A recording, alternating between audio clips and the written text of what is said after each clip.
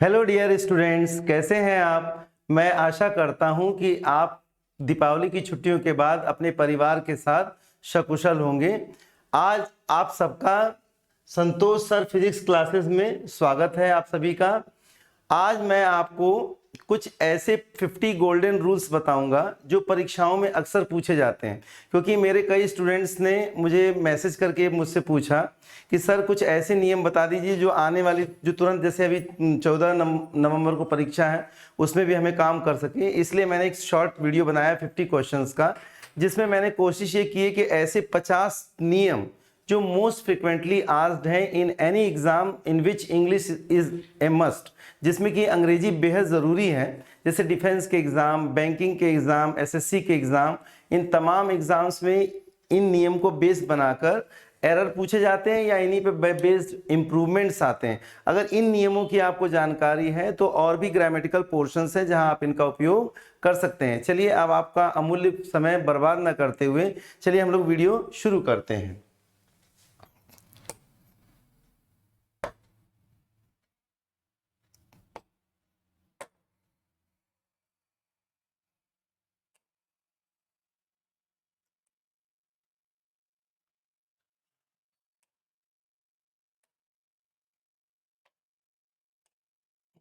देखिए, सबसे पहला क्वेश्चन है आप लोगों के सामने।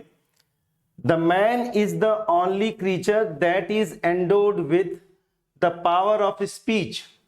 वैसे तो यहाँ पे आप देखते हैं, जैसे मैंने अक्सर आपको बताया नाउन ऑफ नाउन वाला भी देखिए यूज है, अक्सर ये यूज रहता है सेंटेंसेस में, noun power, noun of noun. लेकिन अभी हो सकता है कोई और भी एरर हो, क्योंकि मेरा उद्देश्य है आपको ऐसे एरर से परिचित कराना है, ऐसे टॉपिक से परिचित कराना। और इसमें कंबाइंड है, मिक्स्ड है। इसी में आर्टिकल से संबंधित भी हो सकता है, नाउन नंबर से हो सकता है, सब्जेक्ट वर्ब एग्रीमेंट के क्वेश्चंस हो सकते हैं, टेंस के क्वेश्चंस हो सकते हैं। ये एक मिक्स्ड अप है जिसमें मैंने ये कोशिश की है कि ऐसे क्वेश्चंस आ जाएं जो परीक्षाओं में अक्सर पूछे जाते हैं। तो पहला क्वेश्चन है, the man is the only creature that is endowed with, endowed मैंने gifted with the power of speech. दूसरा क्वेश्चन है, he should mix his authority with little of courtesy. Courtesy माने एक तरह से noble behaviour, polite manner and common sense. चलिए, मैं आपको हर प्रश्न को अपने से समझने के लिए, करने के लिए 10 सेकंड तक वक्त देता हूं। आप लोग समझने का कोई प्रयास करिए, इसके बाद मैं इसको एक्सप्लेन करूंगा।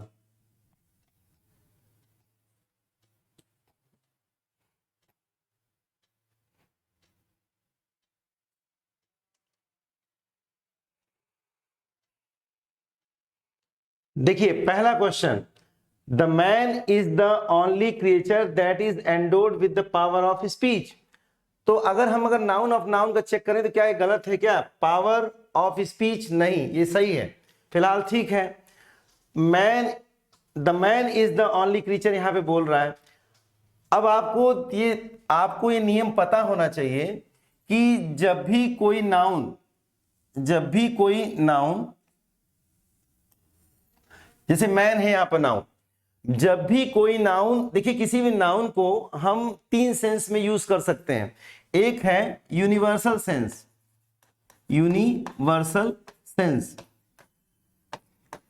एक है लिमिटेड सेंस,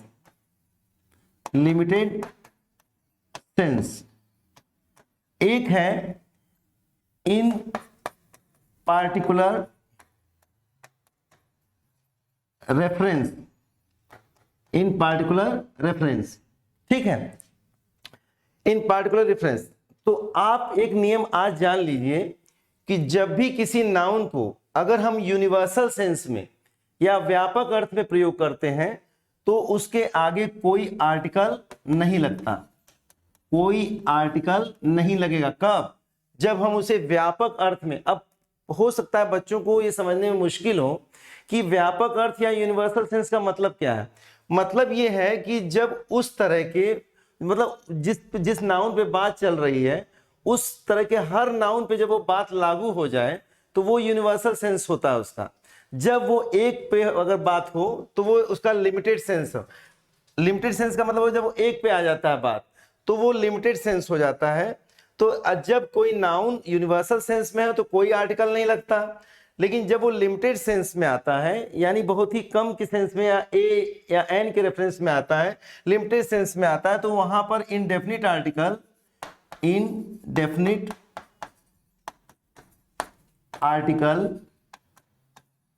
ए या एन जैसा कि हो, अगर वो वॉवेल साउंड है तो एन लेगा और नहीं तो ए लेगा।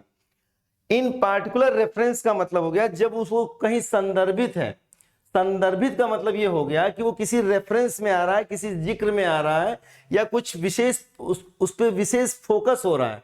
तो जब किसी उसको पार्टिकुलर का मतलब आप समझ ही रहे हैं कि जब उस पर स्पेशल क्या हो, स्पेशल फोकस हो। स्पेशल अगर फोकस है, उसी को बेस मतलब उस पर बात कही जा रही है, स्पेशल फोकस है, तब ऐसी स्थिति में डेफिनिट आर्टिकल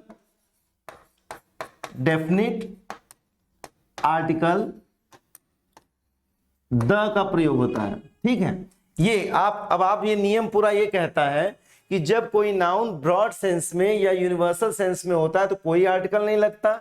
जब वो लिमिटेड सेंस में होगा तो ए या एन का प्रयोग होता है। जब वो पार्टिकुलर रेफरेंस में आता है तो उसके आगे हम आर्टिकल द का प्रयोग करते हैं। जैसे मैं आपको उदाहरण से समझाना चाहता हूं, वाटर है, अगर हम वाटर का प्रयोग यूनिवर्सल सेंस में कह रहे हैं, जैसे हमने कहा the water is a universal solvent, तो ये बात गलत हो गई, क्योंकि वाटर का प्रयोग यहां पर व्यापक अर्थ में कर रहे हैं, यानी हर पानी विलायक होता है। तो ऐसी स्थिति में वाटर के आगे द नहीं लगेगा, क्योंकि व्यापक अर्थ में कोई आर्टिकल का प्रयोग नहीं होता है। तो यानी यहां पे होना चाहिए वाक्य water is a universal solvent. लेकिन अगर हमने कहा कि water of this well is dirty, हमने अगर ये वाक्य बनाया water of this well is dirty, तो ये भी बात गलत है, क्योंकि वो अब एक पार्टिकुलर एक वेल है, एक कुआं, उस कुएं का पानी गंदा है, यानी वो एक रेफरेंस में है। तो ऐसी स्थिति में होगा the water of this well. ठीक है, तो आप इतना समझिए कि जब कोई नाउन ब्रॉड सेंस या यूनिवर्सल सेंस में आता है, तो अब जैसे मैन पे ही ले लीजिए, तो आपने देखा होगा कि एक वाक्य है कि man is a social creature, man is मॉर्टल। क्यों नहीं हम ये वाक्य बोलते हैं द मैन इज मॉर्टल? नहीं बोल सकते, क्योंकि वहां पर मैन इज मॉर्टल का मतलब हो गया कि हर मानव पे बात लागू हो रही है, यानी जो उसका गुण बताया जा रहा है वो यूनिवर्सल गुण है उस नाउन का। तो जब कोई नाउन यूनिवर्सल सेंस में होगा तो द मैन इज मॉर्टल नहीं हो पाएगा, मैन इज मॉर्टल होगा। लेकिन मान लीजिए आपने किसी एक व्यक्ति को रोड पे चलते हुए देखा, तो आप अगर ये कहें I saw man on walking on A road, I saw man walking on A road, तो ये बात भी गलत है। क्यों? क्योंकि वहां पर मैन ब्रॉड सेंस में तो हो नहीं सकता, सारे मानव के अर्थ में तो आया नहीं वो। तो आप ये हो सकता है कि आपने किसी एक आदमी को देखा हो, तो ये वाक्य ऐसे होना चाहिए I saw a man walking on A road. ठीक है, लेकिन मान लीजिए अगर हम कहें कि the man who was honoured this year for bravery is, मतलब डैश डैश डैश, कोई किसी का नाम आप बता दीजिए, तो वो एक पार्टिकुलर रेफरेंस में हो गया, तो वहां पर ए मैन नहीं होगा या विदाउट आर्टिकल नहीं होगा, द मैन होगा। ठीक, जैसे आपने कहा the man sitting on the sofa is my brother, यानी वो आदमी जो सोफा पे बैठा है वो मेरा भाई है। तो कहने का मतलब होगा कि वहां पे ए मैन नहीं होगा या विदाउट आर्टिकल नहीं होगा, वहां पर होना चाहिए the man sitting on the sofa. उसी तरह से अब देखिए यहां पर आपको लग रहा है कि रेफरेंस में है, अगर रेफरेंस में होगा तो फिर ठीक है, द सही है। लेकिन यहां पर ये बोल रहा है कि मानव ही एकमात्र ऐसा प्राणी है जिसको ये गिफ्ट मिला है कि किसका, बोलने की शक्ति, यानी पावर ऑफ स्पीच का। तो यहां नहीं, यानी यहां पे किस सेंस में जा रहा है, ये जा रहा है ब्रॉड सेंस में या यूनिवर्सल सेंस में। ठीक है, ये यूनिवर्सल सेंस में ये बात हर मानव पे लागू होती है, इसीलिए यहां पर आर्टिकल द का प्रयोग नहीं होगा। फिर दूसरा क्वेश्चन देखते हैं, ही शुड मिक्स हिज अथॉरिटी, मतलब उसे अब मिलाना चाहिए अपने पावर में with little of courtesy. Courtesy मैंने बताया polite behaviour and common sense, और उसमें एक व्यवहारिक बुद्धि का भी प्रयोग होना चाहिए उसकी व्यक्तित्व में या उसके शासन करने के तरीके में। तो अब आप ये देखिए, तो ये किस सेंस में बोल रहा है, निगेटिव सेंस में है क्या? अगर वो निगेटिव, देखिए इसका नियम ये है, अब इसका नियम क्या है, इसका नियम ये है कि देखिए ये परीक्षाओं में बहुत पूछा जाता है, लिटिल, अ लिटिल, और द लिटिल। ठीक, इसको आप जानिए। और इसी से जुड़ा एक और भी है, फ्यू, अ फ्यू और द फ्यू। ये परीक्षाओं में अक्सर पूछा जाता है। पहली बात तो आप ये जान लीजिए कि ये जो ऊपर का सेट है, ये जो little, a little, the little, पहली बात तो ये आएगा किसके लिए, ये आएगा अनकाउंटेबल नाउन के लिए, अनकाउंटेबल नाउन के लिए आएगा पहली चीज। ये किसके लिए आएगा, ये आएगा नाउन ऑफ नंबर के लिए, नाउन ऑफ नंबर मतलब संख्यात्मक के लिए, यानी जिसको हम संख्या में बता सकते हैं। जैसे फ्यू स्टूडेंट्स, लिटिल वाटर, क्योंकि वाटर अनकाउंटेबल है तो लिटिल हो सकता है, ए लिटिल हो सकता है, द लिटिल। अभी तो रेफरेंस की बात है कि किस तरह से आप उसका प्रयोग कर रहे हैं।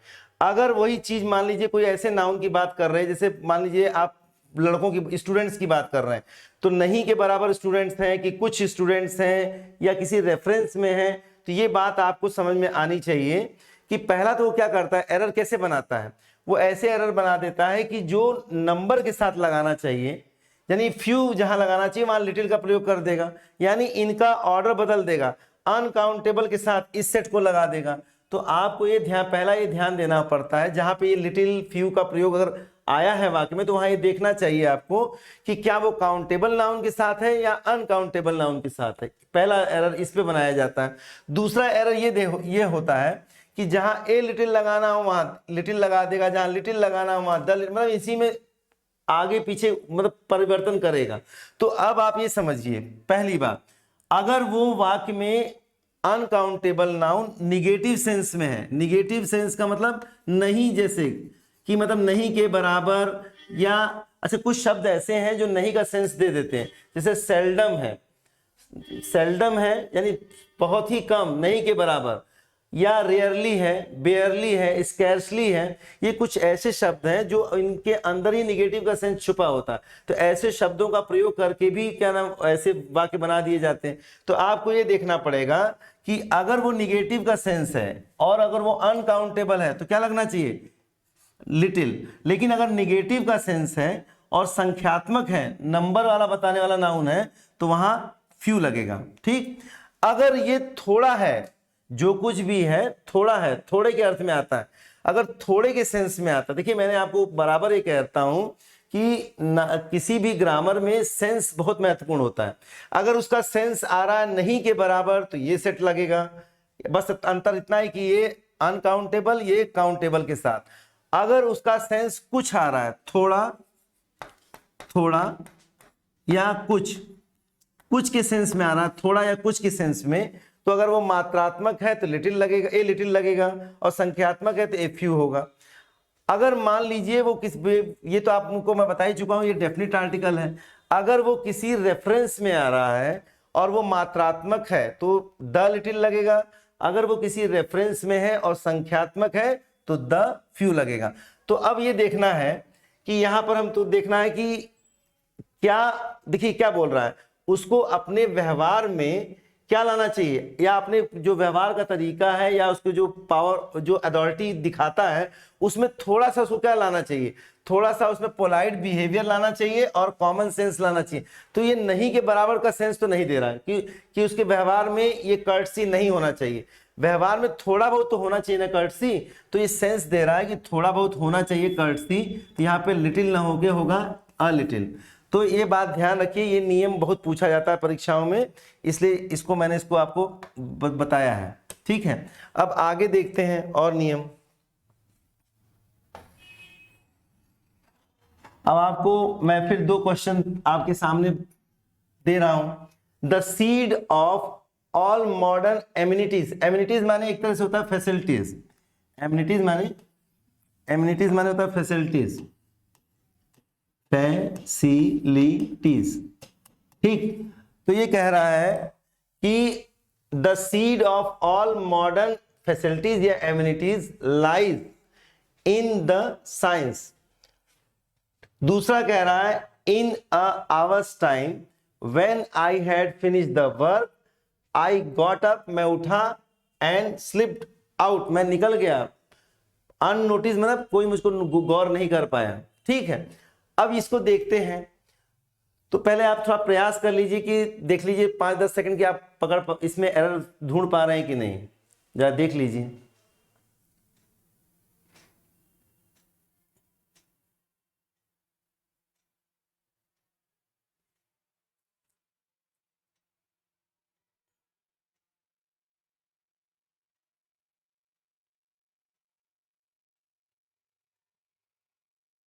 चलिए मैं अब बताता हूं। The seed of all modern facilities. आप जानते हैं कि आज हम काफी मतलब सुविधा संपन्न हो गए पहले के मुकाबले। आप जानते हैं अब जेट प्लेन्स चलते हैं, पहले बैलगाड़ियां चलती थी, अब बैलगाड़ी आपको कहीं दिखती है या बहुत कम रूरल इलाके में हो सकता है, कहीं बहुत ही पिछड़ा इलाका हो वहां दिखाई देगा, लेकिन अब तो हर जगह रोड बन चुकी हैं, गाड़ियां, यानी सुख। अब आप देखते हैं प्रोजेक्टर से पढ़ाया जाता है बच्चों को, तमाम सुख सुविधा, मोबाइल्स की आप सुख सुविधा जान ही रहे हैं, मेडिकल में आप तमाम फैसिलिटीज जान ही रहे हैं। तो वो ये कहना चाह रहा है कि आज आधुनिक जितनी भी सुख सुविधाएं हैं, इनके बीज कहाँ निहित है?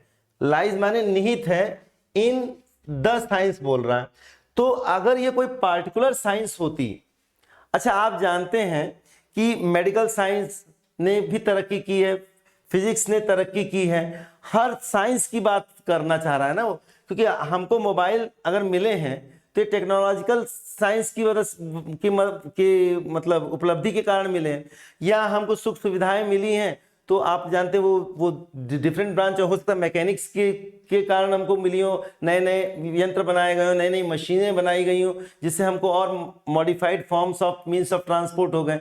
तो कहने का मतलब ये है कि आपको जैसे मैंने बताया था कि ये ध्यान रखिए, अब जैसे कि सारी आधुनिक सुख सुविधाओं के जो बीज है निहित है किसमें? Lies in the science.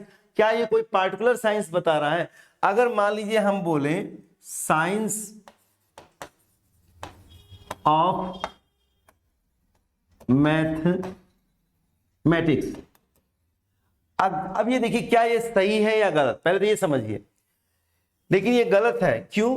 क्योंकि ये अब ये इस साइंस को एक पार्टिकुलर रेफरेंस में ला रहा है, वो साइंस का क्षेत्र एक पार्टिकुलर कर दे रहा है, किसका? मैथमेटिक्स से रिलेटेड साइंस। तो इसका मतलब हो गया ये पार्टिकुलर हो रही है, ये पार्टिकुलर साइंस हो रही है, तो क्या होना चाहिए यहाँ पे? द साइंस होना चाहिए।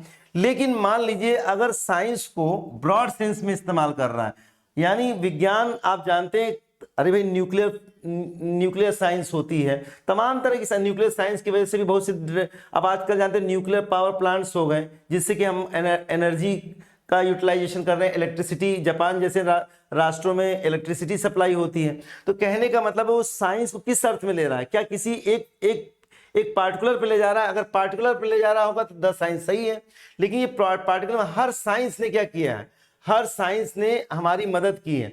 तो ये कहना चाह रहा है कि ये साइंस जो वर्ड है यहाँ पे क्या होना चाहिए? ब्रॉड सेंस में। तो ये ब्रॉड सेंस में अगर होगा तो द साइंस नहीं होगा, यहाँ पर साइंस होगा। ठीक, अब ये तो खैर बहुत ही लोकप्रिय टाइप का, आप जानते हैं कि जब से ए या एन का प्रयोग पे अक्सर एरर दे दिए जाते हैं।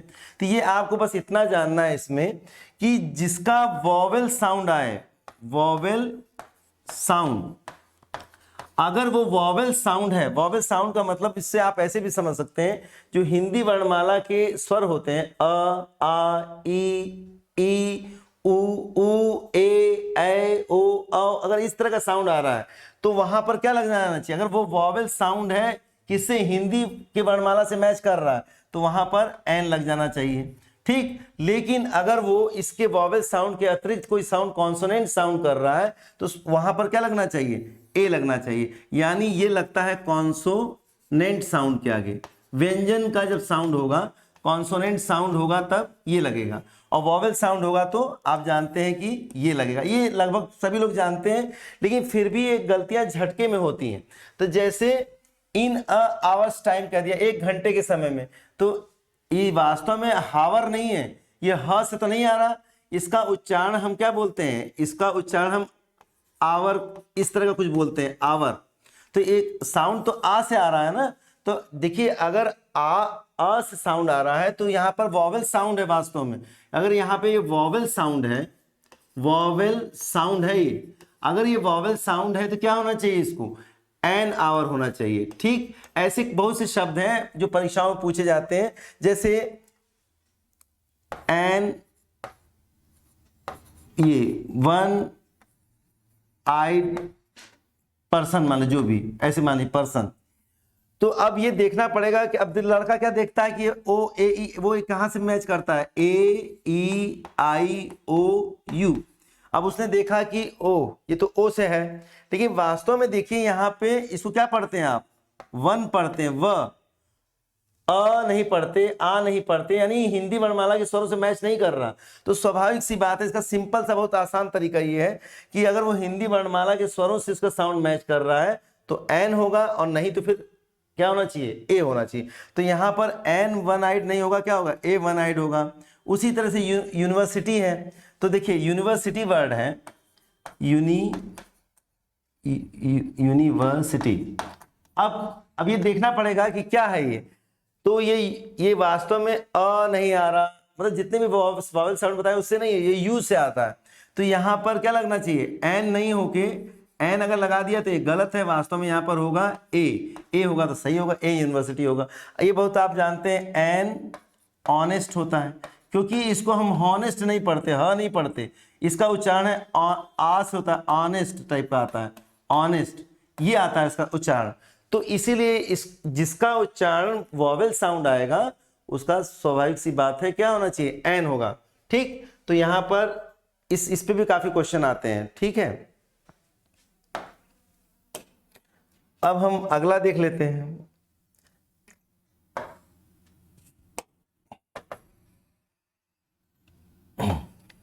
देखिए मैंने क्वेश्चंस वैसे बनाए तो 57 के आसपास हैं, लेकिन इसमें लोग भी मोस्टली 50 नियम आगे पीछे कहीं ना कहीं मैं आपको समझाने का प्रयास करूंगा, जो कि मोस्टली आते हैं।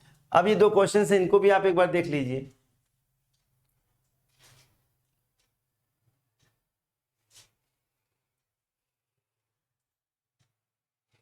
पहला क्वेश्चन है, there was little milk in the bottle, she gave it to the baby when it started weeping. दूसरा है, little knowledge of music that he possessed मतलब जो उसके पास था या जो उसके अधिकार में ना, जो जानता था वो प्रूव्ड, वो सिद्ध हुआ, टू बी ए बून, उसके लिए वरदान सिद्ध हुआ। कब, व्हेन ही वॉज अटरली माने वेरी होता है, जब वो क्या था, व्हेन ही वॉज अटरली यानी वेरी हेल्पलेस, जब वो वेरी हेल्पलेस था तब उसके लिए वरदान सिद्ध हुआ। अब आप इसको करने का प्रयास करिए।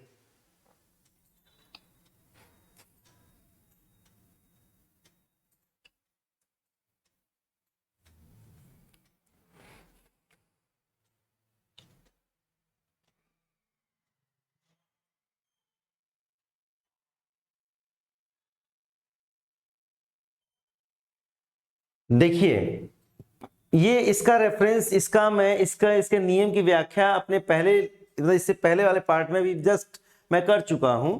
Little, a little, the little, few, a few, the few, उसका मैं रेफरेंस कर चुका हूं। अब हमको ये देखना है कि बात सही है या गलत। देयर वॉज लिटिल माने, अब देखिए क्या बोल रहा है, देयर वॉज लिटिल मतलब कि नहीं के बराबर, ये यही कहना चाह रहा है कि नहीं के बराबर दूध था बॉटल में, और उसने उसको दे दिया बेबी को, उसने दिया है, यानी देखिए सी गेव इट, इट किसके लिए लगा है, ये मिल्क के लिए लगा है, यानी उसने उसको दिया है मिल्क को। तो अब ये बताइए जरा, आप सारा सोचिए कि क्या नहीं के बराबर कोई चीज होगी और आप उसको दे भी देंगे, इसका मतलब है कि बॉटल में थोड़ा बहुत था, तो वही जो थोड़ा बहुत था उसने उस दूध को किसको दिया, बेबी को, जब वो रोने लगा।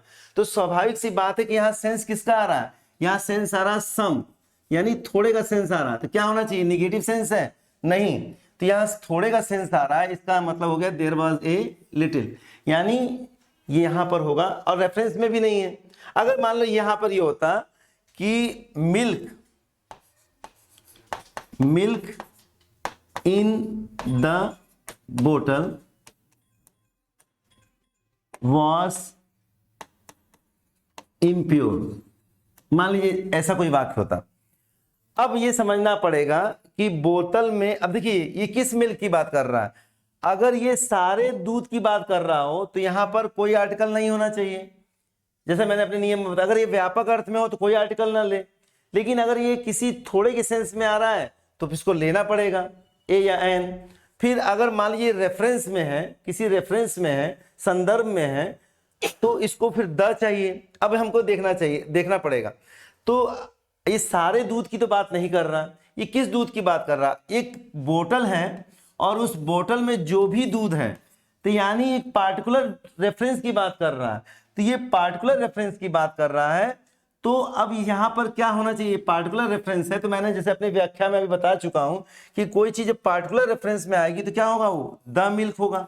अब मान लीजिए, जैसे मान लीजिए हम कहें द मिल्क, देखिए इस तरह की एरर बहुत गलती होती है आपसे। The milk is a balanced diet, मान लीजिए इसी को हमने ऐसे, अभी इसी वाक्य को बना दिया उसने, किसी बड़े वाक्य में फ्रेम कर देगा।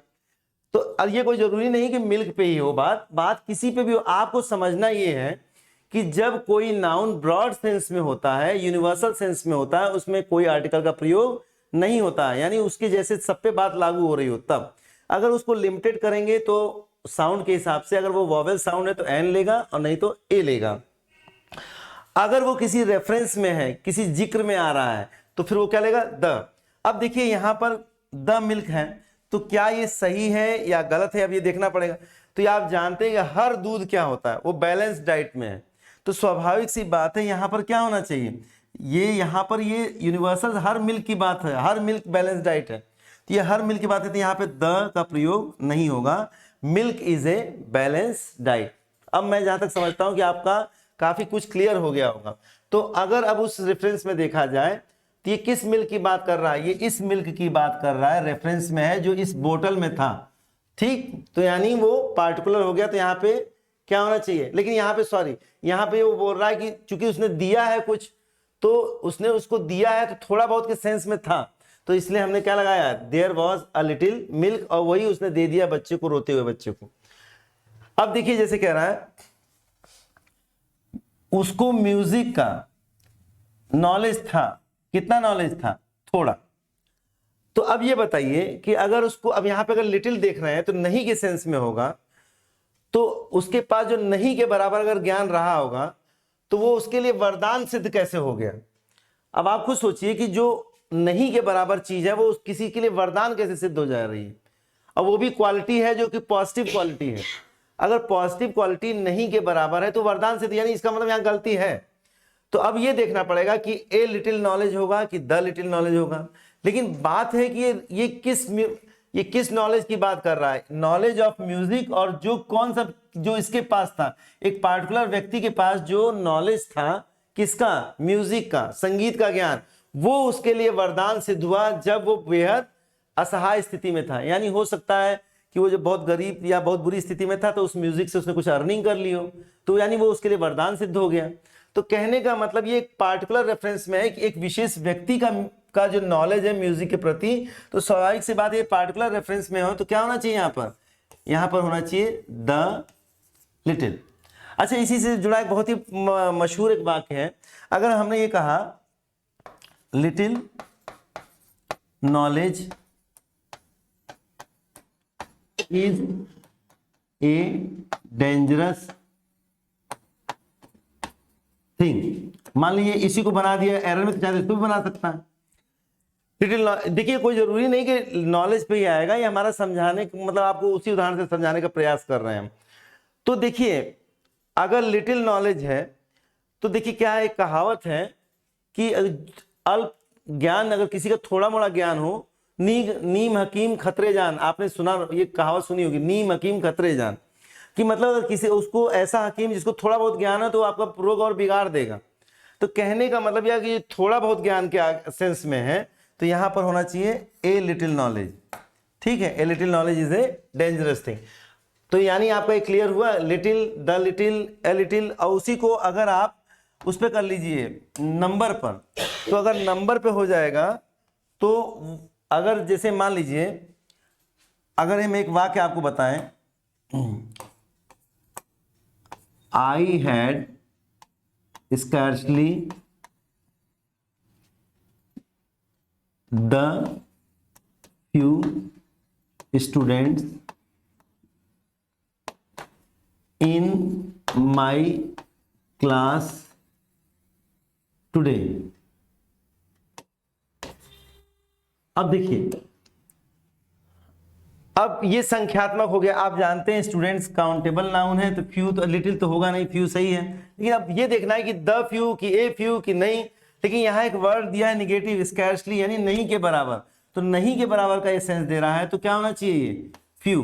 तो ये I had scarcely few students. बात समझ में आ रही है? तो अब इसी को आप अपने ज्ञान को व्यापक कर मतलब बढ़ा लीजिए कि अगर वो संख्यात्मक में नहीं के बराबर होगा तो फ्यू होगा, अगर कुछ है तो ए फ्यू होगा, और अगर संदर्भित में है तो वो होगा द फ्यू। ठीक है,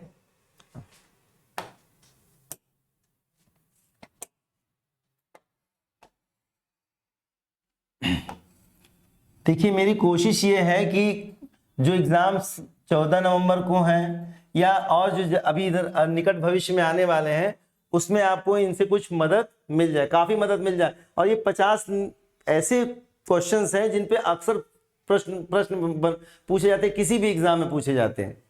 तो अगला प्रश्न है, the vice president of India and the vice chancellor of this university have given his consent to join the meeting. एक ये है, of the two answers this is definitely better.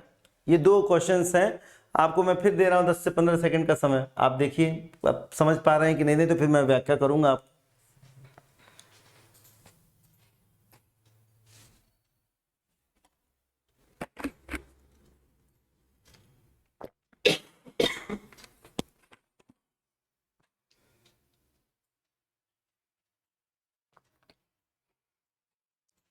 चलिए अब देखते हैं। देखिए इसमें जो नियम मैं बताना चाह रहा हूं वो ये है कि जैसे एक प्रश्न अक्सर आता है, द मैनेजर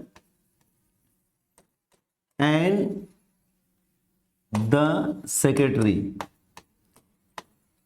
मान लीजिए इस टाइप का एंड से जुड़ा है। अब बात यह है कि एंड से जुड़े हुई स्थिति में बातें क्या क्या हो सकती हैं। ये हो सकता है कि ये दोनों व्यक्ति अलग अलग हों, तो स्वाभाविक सी बात है जब दोनों व्यक्ति अलग अलग होंगे तो सब्जेक्ट हमारा दो, यानी दो व्यक्ति हो गए।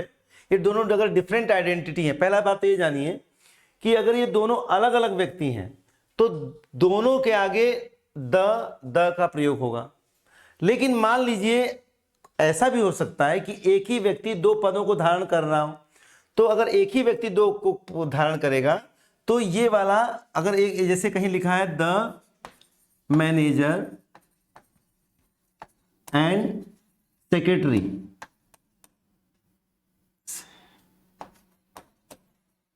मानिए ऐसे लिखा है सेक्रेटरी, तो अब आपको ये समझना है पहली चीज कि ये क्या है, ये सब्जेक्ट प्लूरल है क्योंकि यहां पर्सन, ये दो बार द आया, इसका मतलब कि दो डिफरेंट पर्सन्स है।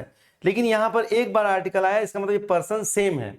तो इसका मतलब ये हो गया कि स्वाभाविक सी बात है अगर ये सब्जेक्ट ये अगर प्लूरल है तो वर्ब कैसी होनी चाहिए, प्लूरल। उसके बाद अगर प्रोनाउन आया तो प्रोनाउन भी प्लूरल। देखिए अगर ये सब्जेक्ट प्लूरल हुआ तो ये वर्ब भी प्लूरल हो जाएगी और प्रोनाउन भी प्लूरल। लेकिन अगर ये एक के आगे आया तो इसका मतलब एक ही व्यक्ति अगर है तो वर्ब क्या हो जाएगी, वर्ब हो जाएगी आपकी सिंगुलर, और वर्ब यानी सिंगुलर हो जाएगी, और आपके पास जो प्रोनाउन आएगा वो भी सिंगुलर। ये इसको भी बेस बना के क्वेश्चन बहुत पूछता है। तो जरा आप ये देखिए, the vice president of India and the vice chancellor of this university, ठीक है, हैव गिवन, तो स्वाभाविक सी बात है एक यहां द लगा है एक यहां द लगा है, इसका मतलब दो अलग अलग व्यक्ति हैं, तो स्वाभाविक सी बात है सब्जेक्ट हमारा प्लूरल हुआ। तो देखिए आगे उसने वर्ब क्या लगाई, हैव, सही, यानी ये सही है। यहां हैव गिवन हिज, अब यहां प्रॉब्लम किया उसने प्रोनाउन पे, तो यहां पे हिज न होके इसका प्लूरल फॉर्म होना चाहिए, यानी दो व्यक्ति हैं तो क्या होना चाहिए, देयर, देयर कॉन्सेंट, अपनी मंजूरी देंगे।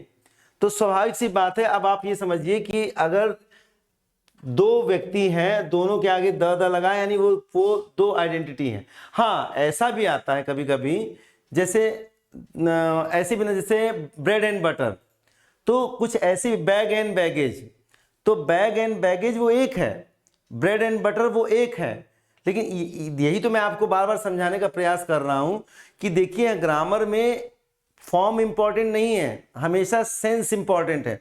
तो ब्रेड एंड बटर वो एक सेंस देता है तो वो सिंगुलर होगा, और हॉर्स मतलब जो भी हॉर्स एंड कैरियज, घोड़ा गाड़ी जिसको कह सकते हैं, तो घोड़ा अलग नहीं है और गाड़ी नहीं, घोड़ा गाड़ी एक है। तो अगर हॉर्स एंड कैरियज हुआ वो एक सिंगल, भले वो एंड से जुड़ा है लेकिन तब भी सब्जेक्ट क्या होगा, सिंगुलर। तो वर्ब क्या होगी, सिंगुलर, उसके बाद अगर प्रोनाउन आएगा तो सिंगुलर। लेकिन यहाँ ऐसी स्थिति नहीं है, यहाँ दो अलग अलग आइडेंटिटी है, दोनों के आगे द है तो सब्जेक्ट प्लूरल हुआ। और आप जानते हैं कि कोई भी परीक्षाओं सब्जेक्ट वर्ब एग्रीमेंट का क्वेश्चन आता है जरूर। अब वो कैसे कैसे पूछता है, वैसे बहुत टाइप के सब्जेक्ट ऑफ वर्ब एग्रीमेंट होते हैं, लेकिन इस पे भी बनाया जाता है क्वेश्चन अक्सर।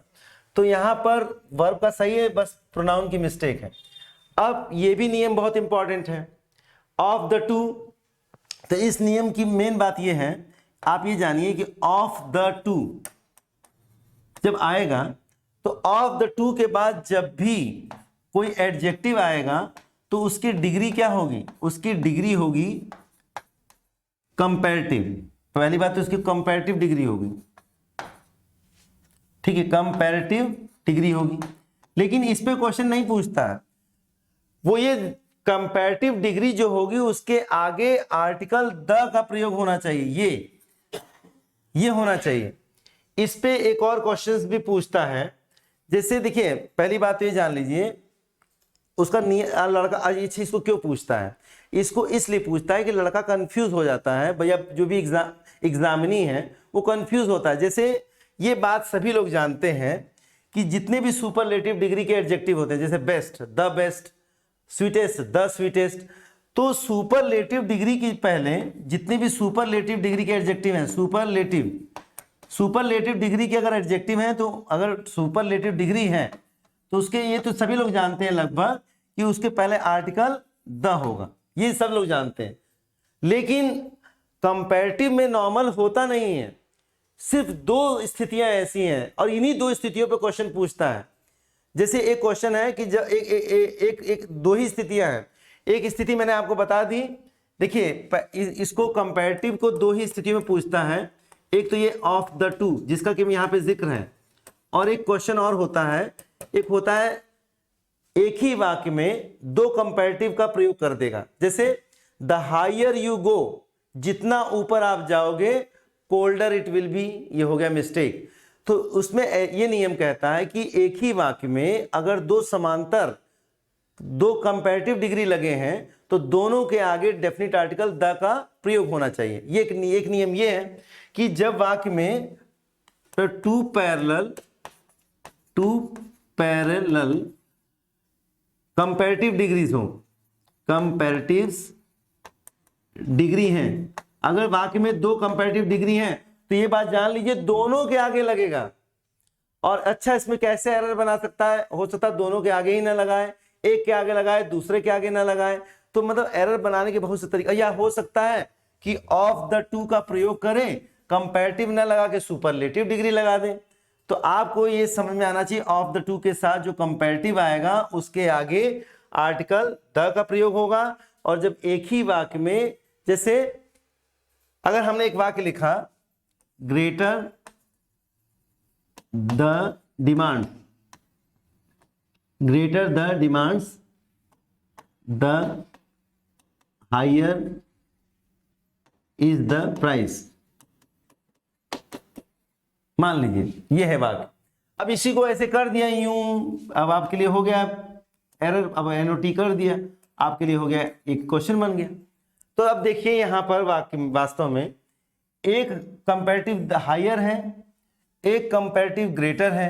तो जब वाक्य में ये दो पैरेलल प्रयोग किए हैं, समांतर प्रयोग करें, तो दोनों के आगे आर्टिकल द का प्रयोग होगा।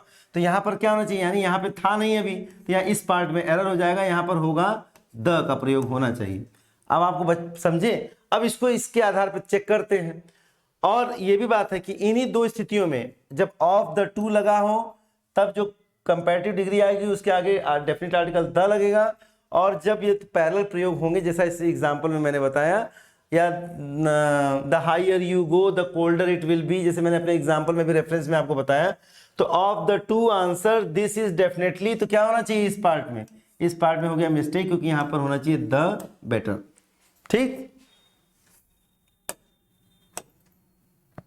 देखिए बच्चों, जितना आप अपग्रेडेड तैयारी करेंगे परीक्षाओं, देखिए अब ये मैं ये नहीं कहना चाहता कि इन्हीं 50 नियमों में से आ जाएगा, ऐसा नहीं है, लेकिन ये बात भी श्योर है कि इसमें से क्वेश्चन आएंगे जरूर।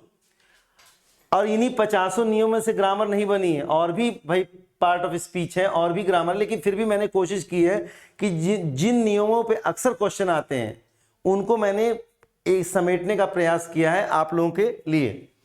अगला क्वेश्चन है, the blinds life is really very miserable, यानी वेरी पुअर, मतलब पुअर की स्थिति बहुत दयनीय होती है, बिकॉज दे कैनॉट सी, क्योंकि वो देख नहीं सकते, वॉट इज अराउंड देम, जो कुछ भी उनके आसपास है। दूसरा है, these buildings decoration is not as much, इन इमारतों का सजावट उतना अच्छा नहीं है, is not as much impressive, उतना मतलब प्रभावशाली नहीं है जैसा इसको होना चाहिए। ऑट माने चाहिए का अर्थ होता है, जैसा इसको होना चाहिए। चलिए आप लोग कोशिश करिए।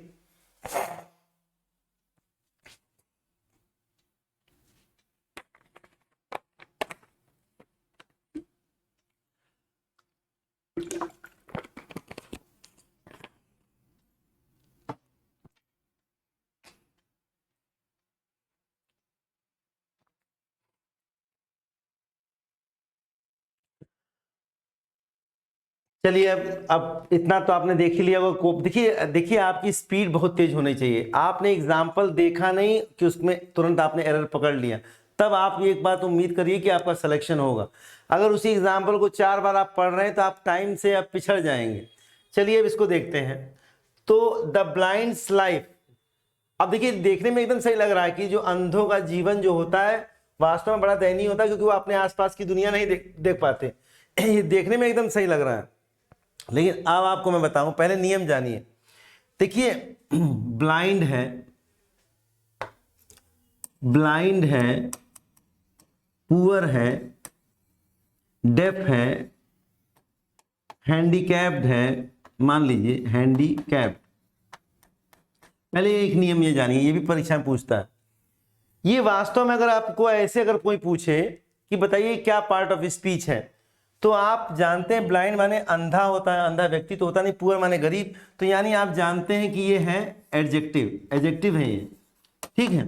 लेकिन एक नियम ये कहता है कि जब किसी एडजेक्टिव से उसके पूरे समूह का हम बोध कराते हैं, यानी उस तरह के जितने भी लोग हैं उनका बोध कराते हैं, तो उसको नाउन बनाने के लिए उसके आगे डेफिनेट आर्टिकल द का प्रयोग होता है। अब मान लीजिए, अब द ब्लाइंड कहा, इसका अर्थ हो गया जितने भी अंधे लोग होते हैं, ये सबके लिए हो गया। द पुअर कहा तो इसका मतलब जितने भी गरीब वर्ग के लोग हैं। द डेफ का मतलब जितने भी बहरे हों। द हैंडीकैप्ड का मतलब जितने भी विकलांग हैं। तो पहली बात तो ये जान लीजिए कि अब ये नाउन बन गया, पहली चीज तो ये नाउन बन गया। अगर चाहे तो इसको द हटा दे तो ब्लाइंड्स लाइफ तो भी गड़बड़ हो जाएगा। आप जानते हैं कि पूरे वर्ग, क्योंकि ये तो नाउन है नहीं, ये तो वास्तव में एडजेक्टिव है, लेकिन एडजेक्टिव को जब नाउन बनाया जाता है तो इससे पूरे वर्ग का बोध कराने के लिए इसके आगे जो आर्टिकल द लगता है, पहली चीज। अब नियम ये कहता है कि नाउन, अब ये तो वास्तव में ये हो गया सारा नाउन। अब देखिए प्रॉब्लम आपकी कैसे है, ये नाउन हो गया। अब आप जानते हैं कि नाउन अगर राम है तो राम का पोसेसिव केस कैसे बनाएंगे आप, इसका पोसेसिव केस कैसे बनाएंगे, तो इसका पोसेसिव केस आप एपोस्ट्रोफी एस या ऑफ से बनाते हैं हम, तो राम्स बना दिया, ये जो कि सही है। अब क्या इसी नियम को फॉलो करते हुए हम पूरे गरीब लोग या गरीब लोगों को कहना है तो द पुअर्स लाइफ बोल सकते हैं क्या? अब ये हमको समझना पड़ेगा, द पुअर्स लाइफ बोलेंगे क्या? अब ग्रामर का नियम ये कहता है कि ठीक है, नाउन का अधिकारवाचक जो है एपोस्ट्रोफी एस से बनता है, लेकिन जो इस तरह एडजेक्टिव से जो बनते हैं नाउन, उनका अधिकारवाचक यानी पोसेसिव केस एपोस्ट्रोफी एस से न बन के ऑफ से बनता है। अब इसका होना क्या चाहिए, जैसे मान लीजिए द ब्लाइंड्स लाइफ है, मान लीजिए द ब्लाइंड्स लाइफ, तो वास्तव में ये गलत है, होना चाहिए द लाइफ ऑफ ब्लाइंड। ऐसे होना चाहिए, ये ऑफ से बनेगा। तो स्वाभाविक सी बात है, अब आप इसको समझ गए होंगे। तो यहां पर इस पार्ट में यानी ए पार्ट में मिस्टेक है, इसका एपोस्ट्रोफी एस से ना बन के ऑफ से बनेगा और ये सब्जेक्ट आगे आ जाएगा, the life of the blind हो जाएगा, the life of the blind होगा, सॉरी, ठीक है, द ब्लाइंड, ठीक, नाउन ऑफ नाउन। अब देखिए इसका एक और नियम ये है पोसेसिव केस का कि निर्जीव चीजों का हम, अब देखिए उसमें भी अपवाद भी हैं, वैसे निर्जीव चीजों का अधिकारवाचक हम ऑफ से बना सकते हैं, अपस्ट्रॉफी एस से नहीं, निर्जीव का, लेकिन उसमें अपवाद है। कुछ अपवाद क्या क्या है उसमें? अपवाद है जो प्रकृति की अद्भुत रचना है, जैसे हम सूरज की किरणों के लिए कह सकते हैं सन्स रेज, सूरज की किरणें। पृथ्वी का गुरुत्व के लिए हम कह सकते हैं अर्थ ग्रेविटी, कह सकते हैं। तो यानी प्रकृति की अद्भुत रचना हो तो उसमें लगा सकते हैं, और भी इसके तमाम अपवाद हैं। लेकिन एक बात आप ये जानिए कि जो सामान्य चीजें होती हैं, जैसे कार, पंखा, दीवार, घर, ये सब ये प्रकृति की अद्भुत रचनाएं तो है नहीं। तो जो ये सामान्य चीजें हैं इनका आप का बनाने के अर्थ में, का के सेंस में यानी ऑफ के सेंस में अपस्ट्रॉफी एस का प्रयोग नहीं लगेगा। अगर आप ये कह रहे हैं कहीं पे कि द कार्स टायर, तो अब क्या लग रहा है कि जैसे आदमी यही समझता है कि राम बिल्डिंग, तो राम का कार के पहिए, तो द कार्स टायर, ये गलत है। होना क्या चाहिए इसको, ये अपस्ट्रॉफी ऐसे बनेगा ही नहीं, तो बनेगा ये the tyre of the car, ऐसे बनेगा, ठीक। तो कहने का मतलब ये, अब देखिए दीज, यहाँ पे सॉरी यहाँ पे बना नहीं, यहाँ पे दीज बिल्डिंग्स डेकोरेशन, वास्तव में ऐसा होगा ही नहीं, ये होना चाहिए वास्तव में ये उल्टा बनेगा ऑफ से। तो क्या बनना चाहिए, the decoration of these buildings, ये आगे आ जाएगा, अब ऑफ से बन जाएगा। तो स्वाभाविक सी बात है इस पार्ट में मिस्टेक। तो आप ये समझ लीजिए अब कि निर्जीव का या जो बहुत ही अद्भुत रचनाएं ना हो प्रकृति की, तो उनका अपस्ट्रॉफी एस से पोसेसिव केस नहीं बनता, ऑफ से बनता। इस पे भी एरर काफी दिए जाते हैं।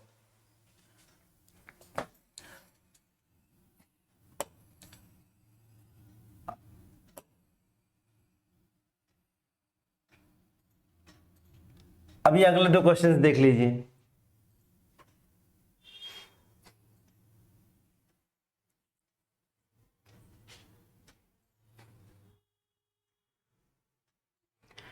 India and China's present condition clearly indicate that both the countries will face a lot of problems. Your son-in-law friend is seriously ill and he wants you to see him as soon as possible.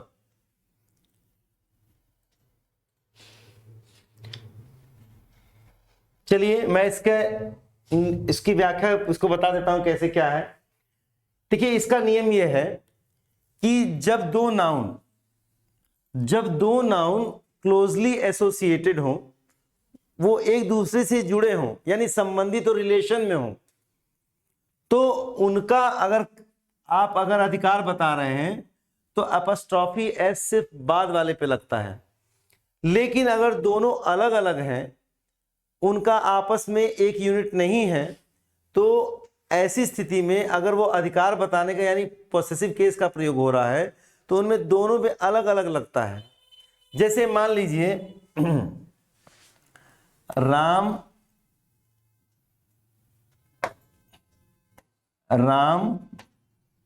Ram's and Sita's son Luv and Kush, मान लीजिए, और आगे वाक्य हो, उससे बातें हमको समझाना जो समझा रहे हैं, समझिए। अब आप जानते हैं कि लव और कुश राम के भी बेटे थे, सीता के भी बेटे थे। तो प्रॉब्लम यह है कि ऐसी स्थिति में हम जानते हैं कि राम और सीता ये पति पत्नी थे, इनमें एक रिलेशन है और ये सामूहिक रूप से इस पर अपना अधिकार बता रहे हैं। तो ऐसी स्थिति में जब दोनों आपस में रिलेशन में हो और वो किसी तीसरी चीज पे अधिकार बता रहे हो, तो ऐसी स्थिति में अपस्ट्रॉफी एस का प्रयोग बाद वाले पे होता है। तो यानी अगर यहाँ राम्स पर हुआ है तो ये गलत हो गया, ऐसे समझिए। लेकिन मान लीजिए कि दो अलग अलग व्यक्ति होते, जैसे मिस्टर गुप्ता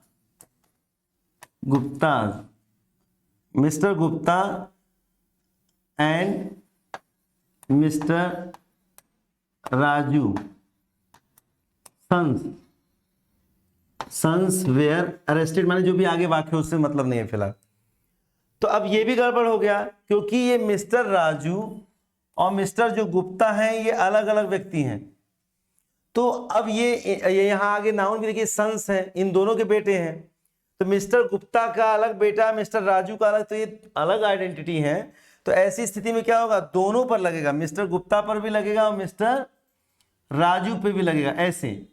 तो जब ये दोनों अलग अलग आइडेंटिटी होते हैं तो दोनों पे लगता है, और अगर एक आइडेंटिटी मतलब एक रिलेशन में है, संबंधित है एक दूसरे से, तो बाद वाले पे लगेगा। ठीक है, अब देखते हैं इसको हम। अब इस पे देखिए, इंडिया एंड चाइना की जो वर्तमान दशा है, तो आप स्वाभाविक की बात है कि आप समझ सकते हैं कि इंडिया और चाइना क्या है, उनकी दशाएं दोनों की एक तो है नहीं। तो स्वाभाविक सी बात है कि इंडिया, चाइना और इंडिया अलग अलग हैं। तो अगर चाइना का है तो इंडिया का भी होना चाहिए। तो स्वाभाविक सी बात होगा, अब होगा India's and China's present condition, क्योंकि दोनों नाउन अलग अलग हैं। अगर ये एक ही होते तो फिर इस पे लगता बाद वाले पे। ठीक है, चलिए, ये तो कंपाउंड नाउन है, आपको बताया है।